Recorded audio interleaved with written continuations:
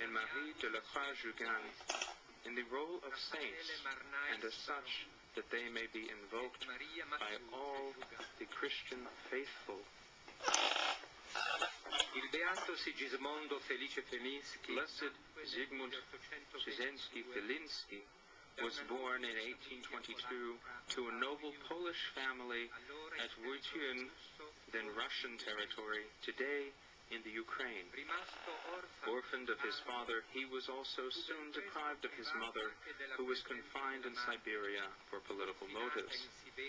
The young Zygmunt, a brilliant university student, after having participated in the failed 1948 Polish insurrection of Poznan against the Prussians, began to reflect seriously on the vocational project that had begun in his attentive and sensitive soul.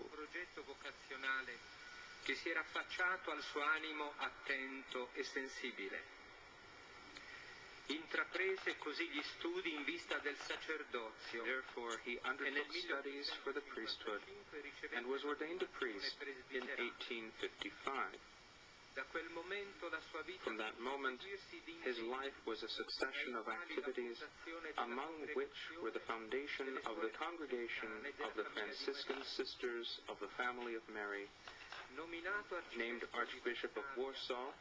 In a very problematic political climate, he dedicated himself completely to the spiritual and moral renewal of his people, and he worked to the end to guarantee the liberty of the Church. Unacceptable to Russian authorities, he was exiled to Yaroslav on the Volga, where he remained for 20 years. He obtained liberty in 1883, but was not able to return to Warsaw, and he devoted his apostolic activity to rural areas. He died in Krakow in 1895. He was proclaimed blessed by Pope John Paul II in 2002. Il beato Francesco Colli Guitart nacque a Gombrèmes in Spagna nel 1812. Blessed Francisco Colli Guitart was born in Gombrèmes in Spain in 1812. To concretize his vocation to the priesthood and religious life, he entered the order of friars preachers at Gerona. At the end of his novitiate, he professed vows and began studies for ordination as a deacon. What we have happening right now is the introduction of the 5 to be canonized. One of them has already been introduced, the Archbishop Felinsky, and now we're on the second person, Guitart. And then the introduction is actually being done by Archbishop Angelo Amato. And Father Damien will be the third one to be introduced.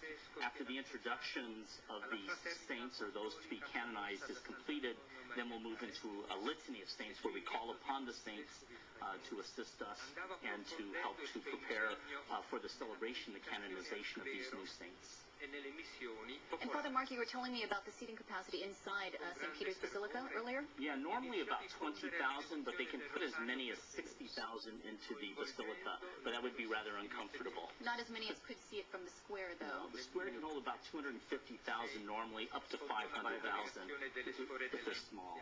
So. And all of you have had experiences attending canonizations in the past. What is it like to be there to witness history?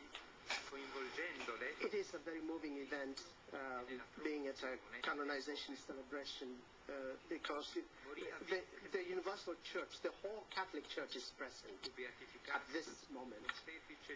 And that's why you see the richness of the faith of the people who come really to witness the person who has been declared a saint. I believe Father Damien is being introduced right now. Let's go ahead and listen in again. In età giovanile entrò nella congregazione dei Sacri Cuori e dell'Adorazione Perpetua. At a young age, he entered the congregation of the Sacred Hearts of Jesus and Mary and perpetual adoration of the Most Holy Sacrament of the altar. He professed his vows, assuming the name Damien. He He studied philosophy and theology and then departed as a missionary, not yet a priest. His destination was the archipelago of the Sandwich Isles, today Hawaii, where he received holy orders. He began pastoral service to different parishes in a period during which there was a severe epidemic of leprosy. The authorities decided to quarantine the sick patients on the Isle of Molokai. Father Damien asked and obtained from the bishop permission to transfer to the leper island, where he began the work of evangelization and human promotion, constructing a church and founding a parish, caring for the bodies and souls of the sick and marginalized, erecting schools, and creating factories. Father Damien was recognized by all, even by the civil authorities and by public opinion, for the great works that took place in the hell of Molokai, where, contracting leprosy on his face, he died in 1889. He was beatified by Pope John Paul II in 1995. Il beato Raffaele Arnaiz Baron nacque a Burgo in Spagna nel 1911. Particolarmente dotato per le arti figurative, dopo gli studi superiori si iscrisse alla facoltà di architettura. Blessed Rafael Arnaiz Baron was born in Burgos, Spain in 1911. Tempo, sentendosi chiamato alla vita contemplativa, si pose in So now we've had our formal description, if you will, a presentation really of Father Damien to the world in preparation for his canonization. And now they're continuing with the description of the other two who are being canonized. In April, they also had 5 blesseds that were canonized at the same time. So this isn't uncommon to do the same thing here. How difficult is it to become a saint? I know there's a step-by-step canonization process that takes years to go through. It's difficult in human terms, but we say that there is nothing impossible with God. It's God's grace that really makes somebody a saint. In other words, for example, in the case of Damien, the Blessed Damien, he really detached himself totally from his own country, from his own family, from his friends, and left for the unknown. So that's a demand, and he did this willingly. In terms of the process of canonization, it's been since about the 10th century that it's been more formalized. Until then, it was a little freer, shall we say. So it's been more formal. And since really for the past few centuries, it's been a pretty formalized process, a lot of investigation. For example, even this last miracle by Audrey Taguchi, that took 5 years of serious investigation by the Vatican.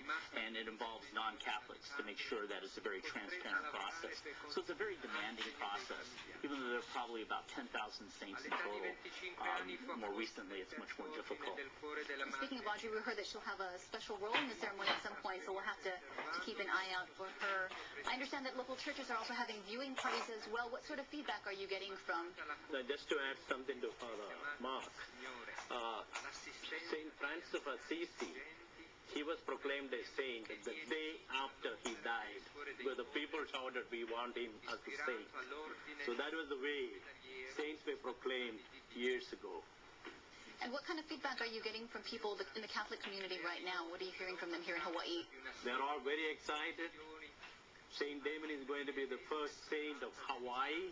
It is no mean thing for us in Hawaii. Yeah. They're all excited about it. And many are watching right now in different areas the live presentation from Vatican. And what about for those outside of the Catholic community? You know, President Obama expresses admiration. The governor proclaimed this the 11th will be Saint Damien Day. For those who aren't Catholic, what is the significance or importance of Father Damien? Well, I think he's an incredible example of not only someone who's a humanitarian, but a person of faith who was so deeply inspired. Mahatma Gandhi pointed that out. He says, you know, what inspires a man to act in this kind of way? And I think, therefore, he touches the hearts of everyone, Catholic and not. The very fact that his human compassion touched not just Catholics,